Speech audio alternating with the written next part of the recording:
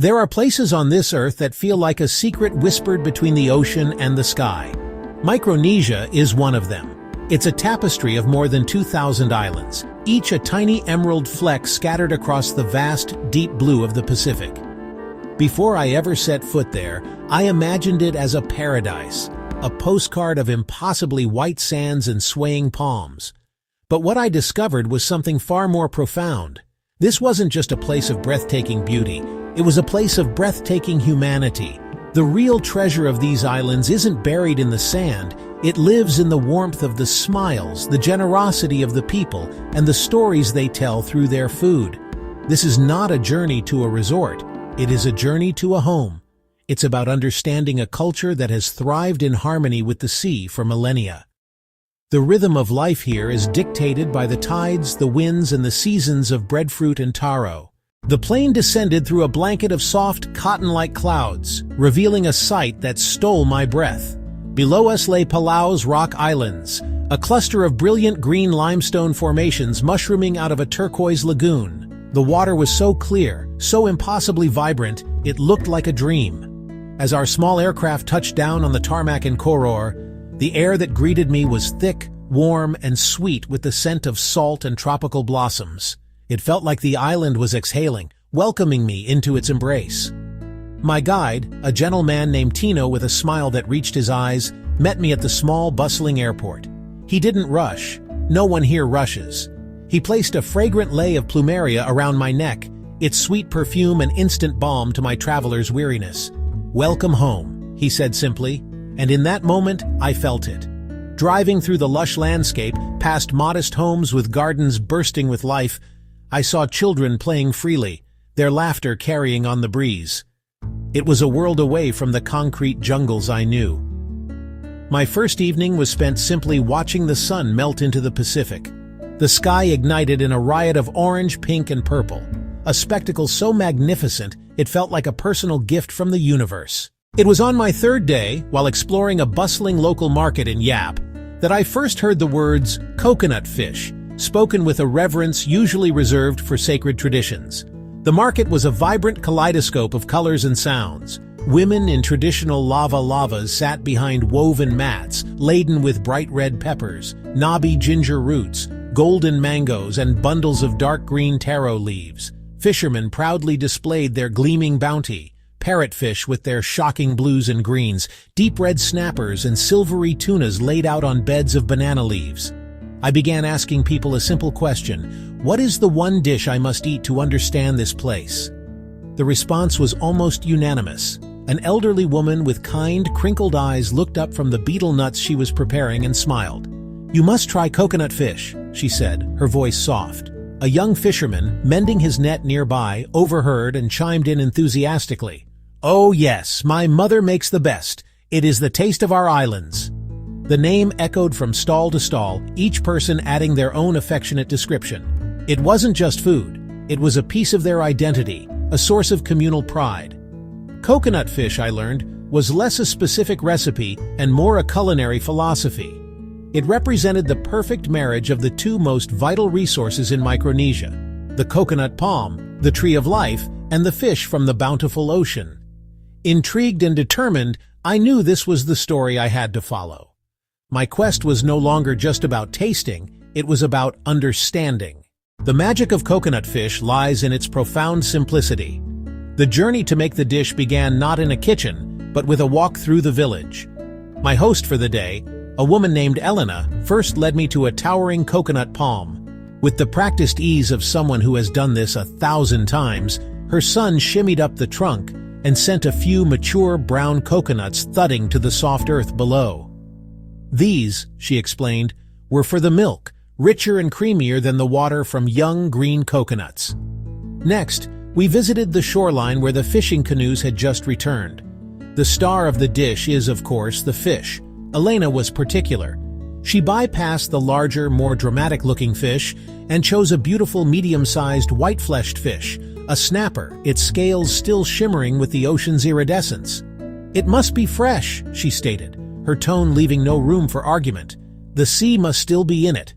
The other components were gathered from her garden: a handful of fiery red chili peppers for a touch of heat, a few cloves of pungent garlic, a juicy lime plucked from a nearby tree, and a stalk of fresh lemongrass for its bright, citrusy aroma. Back at her outdoor kitchen, a simple, open-air structure with a fire pit, the real artistry began. The true heart of my culinary education came from Elena's mother, a beautiful matriarch named Melanie, whose hands told the story of a lifetime spent cooking for her family. She sat with me while the fish gently simmered, her presence a calming, powerful force. She didn't speak much English, and I spoke no Palawan, but through Elena's translation and the universal language of gestures and smiles, we communicated perfectly. Melanie watched the pot not with a timer, but with her senses. She taught me to listen for the sound of the simmer, to watch the way the bubbles broke the surface of the coconut milk, and to smell for the exact moment the aromas of fish, coconut, and lime melded into one harmonious scent. You must cook with a happy heart, Elena translated her mother's words. If you are angry or sad, the food will know. It will not taste good. She showed me how to gently stir the pot, not to break the delicate fish, but to encourage the flavors to mingle, an act that felt more like a gentle caress than a utilitarian task. As we waited, she told stories. She spoke of her own grandmother, who taught her to make this dish on the very same spot, using a pot passed down through generations. She described how the recipe changes slightly from island to island, even from family to family. Some add a bit of turmeric for color, others a sliver of ginger for warmth. But the core, the fish and the fresh coconut milk, always remains. In that humble outdoor kitchen, surrounded by the sounds of the village and the warmth of the fire, I felt an overwhelming sense of gratitude. This was more than a cooking lesson. It was an initiation. The moment of truth arrived as Elena carefully lifted the clay pot from the fire. The air, already fragrant, became intoxicating. She ladled the coconut fish into simple wooden bowls over a bed of steamed taro, a starchy, earthy root vegetable that is the perfect companion to the rich sauce. The presentation was rustic and beautiful. The creamy white sauce was flecked with green from the lime and red from the chilies. The chunks of fish were perfectly cooked, opaque and tender, holding their shape but promising to flake at the slightest touch. I took my first bite, and the world seemed to stop for a second. The flavor was explosive yet perfectly balanced. First, the luxurious creaminess of the fresh coconut milk coated my tongue. It was sweet, nutty, and unbelievably rich. This was immediately followed by the clean, delicate taste of the snapper, its subtle sweetness a testament to its freshness. Then, a bright, citrusy wave of lime cut through the richness, cleansing the palate, followed by a gentle, lingering warmth from the chili that danced at the back of my throat. I closed my eyes, trying to commit every nuance of the flavor to memory. It tasted of the sun, the rain, the soil, and the sea. It was the taste of a place, the taste of Micronesia itself. Eating with Elena, Melanie, and their family, sharing this incredible meal under the shade of a breadfruit tree, was a moment of pure, unadulterated joy. We ate with our hands, using pieces of taro to scoop up the last drops of the precious sauce. Laughter and conversation flowed easily. In that shared experience, I understood completely what they meant when they said the dish was the taste of their home. As the days turned into weeks, I saw firsthand how coconut fish was woven into the very fabric of Micronesian life. It was the centerpiece of every significant communal event. At a wedding celebration on a remote outer island, massive pots of it bubbled over open fires. It was served to honor the union, a dish meant to bless the new couple with the same abundance and harmony found in its ingredients. Sharing the meal wasn't just about feeding the guests, it was about symbolically welcoming the two families into one, bound together by a shared taste of home. I also saw it prepared in times of quiet remembrance. After a funeral, the community gathered to share food, and there again was coconut fish. In this context, its role shifted from celebration to comfort. It was a taste of continuity, a reminder of the sustenance and love that endures even in the face of loss.